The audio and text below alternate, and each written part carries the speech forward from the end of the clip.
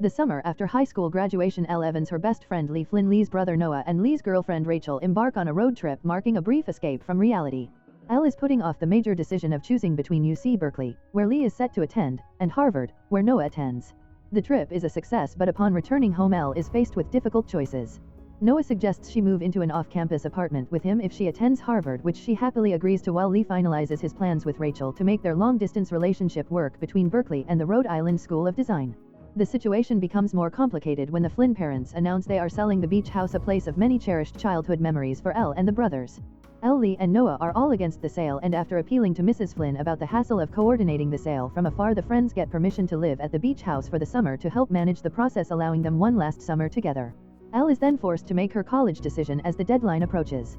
After securing the beach house plan, she gets a call. She is off the wait list for Harvard.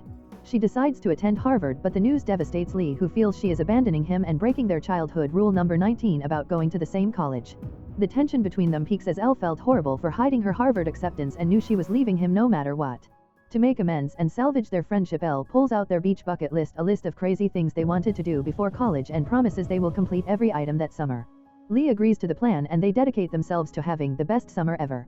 The summer kicks off with a massive party at the beach house, which introduces them to Ashton, a Berkeley student who quickly bonds with Lee over shared interests like Spider-Man. Elle and Lee begin enthusiastically tackling the bucket list, engaging in various fun, chaotic, and sentimental activities, even dragging Noah into some of their antics. However, the summer fun is tinged with complications. Elle's extra shifts at her job interfere with the bucket list. Lee suggests they go apartment hunting in Berkeley, keeping up the pretense that she is still going there. Meanwhile, Noah's friend Chloe arrives in town, and Noah invites her to stay with them, causing Elle some unease due to Chloe's past attempts to flirt with Noah. Elle in turn runs into Marco Pina, her former love interest who she kissed, who is working as a lifeguard at a water park. When Elle invites Marco to help with a bucket list item, Noah is upset, creating tension over the double standards since Elle was fine with Chloe staying. The summer intended to be a perfect farewell is proving difficult to navigate between promises, college choices, and lingering jealousy. Elle's commitment to the bucket list intensifies, though she can't shake the feeling of being a hypocrite since she's still keeping her Harvard acceptance a secret from Lee. Lee, meanwhile, is beginning to spend more time with his new friend Ashton, which makes Elle feel left out and guilty. Marco secures an arrangement to help Elle and Lee with a bucket list item at the water park where he works. Later, Chloe arrives in town after having a fight with her parents and spends the night with Elle and her younger brother Brad, who Elle is babysitting because their dad is on a date with his new girlfriend Linda. Elle is resistant to Linda, especially when Linda tries to help her with babysitting duties, viewing it as an intrusion on her role. The next day, Lee and Elle are scheduled to complete a bucket list item. Lee and Ashton had gone to a comic book show and then mini golf, excluding Elle, which causes friction. Lee, however, assures Elle that they are ready for the upcoming event race day, a Mario Kart-themed go-kart race at the water park, and informs her that Ashton will be joining them. The race, which Noah reluctantly attends, is a chaotic bucket list item with Elle, Lee, Chloe, and their friends participating. Noah is frustrated to see that Marco is not only there but is also wearing the Luigi costume Elle had initially asked Noah to wear. Marco ends up winning the race. The event culminates in a fight between Noah and Elle. Noah accuses Elle of being naive about Marco's intentions and is angry that she keeps letting him back into their lives, accusing Marco of still wanting her, which Noah finds embarrassing. Hurt, Elle points out that Noah is showing a lack of trust in her. Noah storms off and drives away.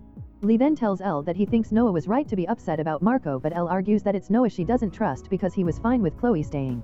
Lee then receives a text from Chloe. She was cleaning the room and found a letter revealing that Elle was accepted to Berkeley months ago and was never on the wait list, realizing Elle had lied about her school situation. Distraught from the fight with Noah and the mounting pressure, Elle is overwhelmed.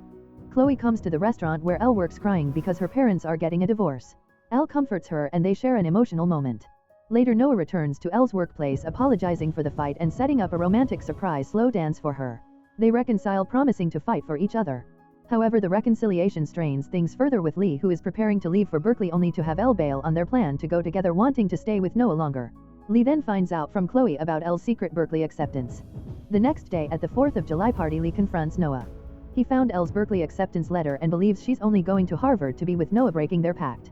Noah denies the accusation, saying the discovery only proves how much Elle wants to be with him. The argument escalates into a physical fight between Noah and Marco after Marco arrives at the party. Noah sees Marco staring at Elle and accuses him again of wanting her. The fight pushes Elle over the edge. She yells at Marco to leave, completely rejecting him and his confession of feelings, but then turns to Noah, telling him to stop and that she needs him to leave too.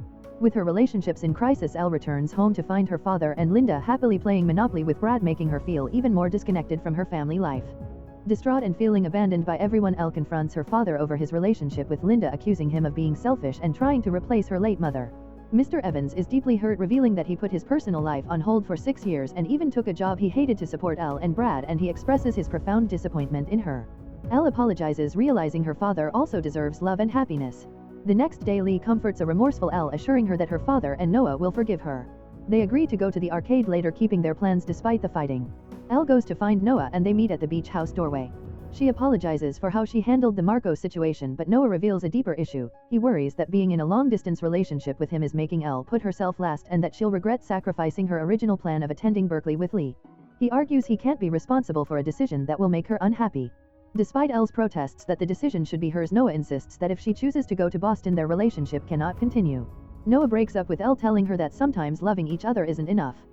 Heartbroken, Elle rushes to the arcade to meet Lee, but she's late and finds him gone. She calls him and Lee is furious, accusing her of not caring about their friendship and valuing Noah over him. Elle, overwhelmed, snaps back, calling him a privileged 5-year-old who never had to worry about anything unlike her. She declares that their childhood rules are done, severing a fundamental part of their friendship. Later, she receives an apology text from Marco, who says he should have taken his own advice, that the tighter you hold on, the more they want to slip away. The next morning, Noah's friend Chloe leaves for home, but not before telling Elle that Noah truly loves her despite the breakup. Elle is then visited by Mrs. Flynn at the beach house, who reveals that they are selling the house because it will be demolished to build condos. She advises Elle to figure out what she wants to study and be passionate about rather than letting others' desires dictate her college choice. Rachel then talks to Lee, who is still reeling from the fight with Elle. She tells him that watching Elle and Noah struggle with long distance made her realize they shouldn't try to make their own relationship work from so far apart, either worried they would end up like Noah and Elle. Rachel breaks up with Lee, saying they might find their way back to each other, but for now they need to focus on school. Elle apologizes to her father, admitting she had no right to stand in the way of him and Linda. She and Linda also have a moment of reconciliation when Linda shares her desire to talk about Elle's mother. Elle finally realizes she needs to choose a college that makes her happy. She apologizes to Lee too and admits her lie about the Berkeley acceptance. She tells him she realizes she's spent her life doing what was best for her relationships with him and Noah, and now she needs to figure out who she is on her own. Elle gets her hair cut and takes a gap year. Marco also decides on a gap year and moves to New York to pursue music, wishing Elle well. Before leaving, Lee tells Noah that Elle was accepted to Berkeley and that Noah broke up with her so she wouldn't miss her chance to go with him. Noah defends his decision, but Lee tells him he doesn't always need to protect Elle, she just needs his love. Elle says her goodbyes to the beach house and Lee. Noah, who fixed her taillight as a final gesture, stops by to say goodbye too, telling her to call him if she ever misses him. Mrs. Flynn, after reading a heartfelt note from Elle, decides not to sell the beach house, choosing memories over millions. Elle applies to the USC spring term for video game design, a field she realizes she's passionate about. She struggles in her interview but lands a concept and a potential job offer. 4 years later, Lee and Rachel are engaged. Elle is successfully working in video game design. They all return to the high school for a carnival. Elle spots the kissing booth is still there and then sees Noah. Noah is working for a law firm in New York but is considering a job in Los Angeles. He has fixed his hair and wears a suit but still rides a motorcycle. They agree to go for a ride together when he's back in town, leaving their future ambiguous but hopeful. If you enjoy watching this video, then subscribe to Angel Recaps for the latest movies explanation.